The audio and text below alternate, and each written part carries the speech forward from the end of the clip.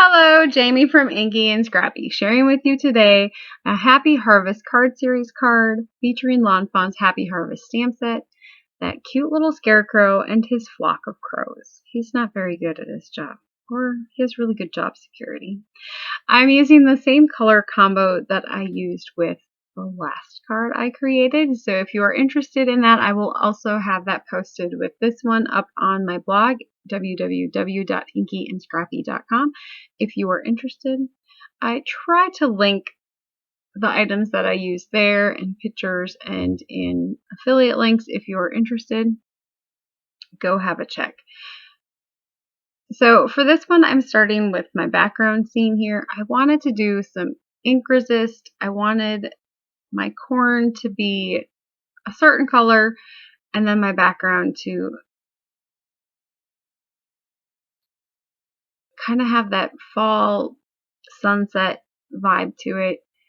And so to get the corn to be the color that I wanted it to be, I'm going to try to do some clear embossing over the top of some Distress Oxide inks. Distress Oxides are pigment and dye fusion, and so they stay wet longer, or they stay wet long enough to do some embossing over the top of them, where a dye ink wouldn't allow it unless you do some special stuff with some embossing ink. Now, it doesn't stay as wet as long as an embossing ink does, so you do have to work quickly. That being said, I probably should have added my embossing powder after my first row of corn and then my second row of corn, and so on. I did not. My embossing powder mostly stuck to the back row, but not entirely, so does it really matter for this one? Not really. You'll see in the end it looks beautifully fine, and most of it gets covered up anyways by the Scarecrow. So take away with it what you will. If I was doing a snowflake card, it would definitely have had to been a redo on my part. So I used brushed corduroy for my back rows of corn stalks, and then for my front rows I did that fossilized amber. And both of those colors just, scream fall harvest corn stalks to me.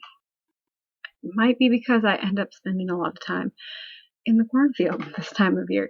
If you saw my Instagram story the other day, you will see that I had a little visitor in my cornfield with me the other day. My son actually had snapped me a picture of the owl in the cornfield a few days prior when he was in the cornfield getting corn boxes and stuff. And I was like, oh, it's a baby owl. Last year we had the same baby. Well, I shouldn't say it wasn't the same because it was a baby owl.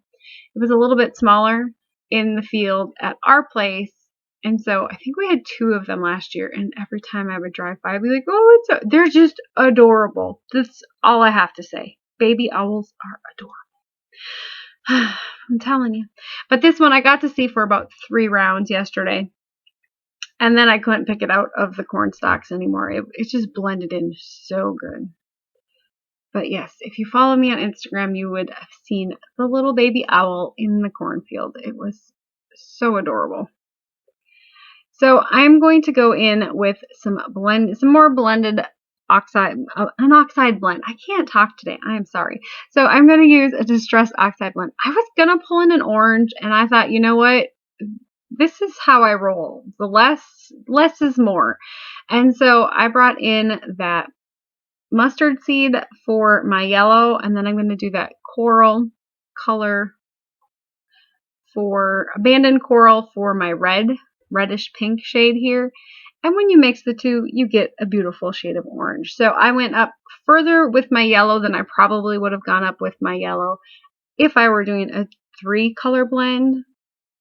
But because I wanted that yellow and pinkish red to mix, I definitely just brought that one up further, and then you get that beautiful red to orange to yellow harvest sunset glow.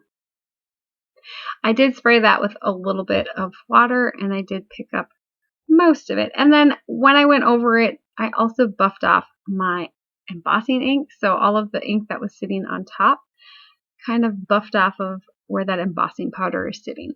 So it does, I mean, it definitely, you can't tell that it didn't, cover that middle layer of corn stalks, but you still get all of the beautiful colors that were originally intended for the corn stalks in there.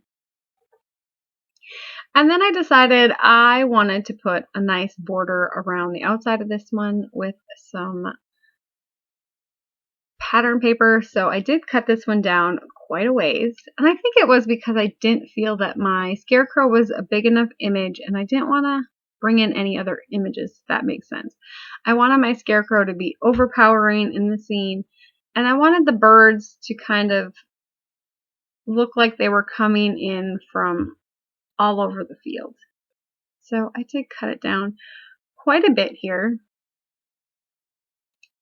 So for my background here, I decided on that textual fall harvest blessed background from Echo Park's fall paper pack. It is probably my favorite piece of paper in that paper pack. I like text stuff, if you haven't figured that out yet. And then I'm going to bring in the Happy Harvest stamp from Happy Harvest from Lawn Fawn. And this little found treasure from Nanny Alice's stash that she was getting rid of. It's called Ochre Embossing. It's a yellowish brown with some dark brown flecks in it. I wouldn't call it smooth or glossy. And I don't know if that's because it's old or if that's how it was supposed to look. So if by chance you have it, you could let me know what it was originally supposed to look like. Maybe it is what it's supposed to look like. But it's just the perfect dead cornstalk color. We'll go with that color because I could tell you the other color it reminds me of. It's not dead cornstalks. I am a farm girl after all. So I will pop up my focal panel on top of my background paper panel here, centering it as best as my eyeballs can do because I'm not going to get out a measuring device for any of it. And then I'm going to pop up my hillside here on top of that, lining it up to the background, the back panel, I guess, or that front panel, the focal panel. There we go. And then I'm going to add on my Scarecrow, which I've now decided it's not really a Scarecrow. It's probably more like a crowtender. So think of like a bartender, but for crows, because he's obviously way too cute to scare away the crows. And so they are probably feasting on all of the corn. So we'll call him a crowtender. That's what I'm going with. So I add the one that is flying in. I leave him a little bit off the top of that panel. It kind of extends the scene or gives the illusion that there might be some more fellows behind him coming in.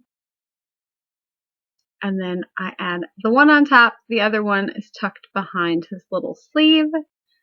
And then I'm going to come in with that Jelly Roll glaze pen and add in their eyes. It definitely gives that gloss and pop that you would expect to see in eyes. For his little buckles on his overalls, I'm bringing in some Nouveau Silver. And I can never get this to settle down. I don't know if my bottle is just too thick, but it gives a little peak no matter how many times I tap it on top of my desktop really hard. So if you have a better idea with that one, let me know. Anyways, this is Jaime. I hope you have a great rest of the day. Keep getting inky. Over and out.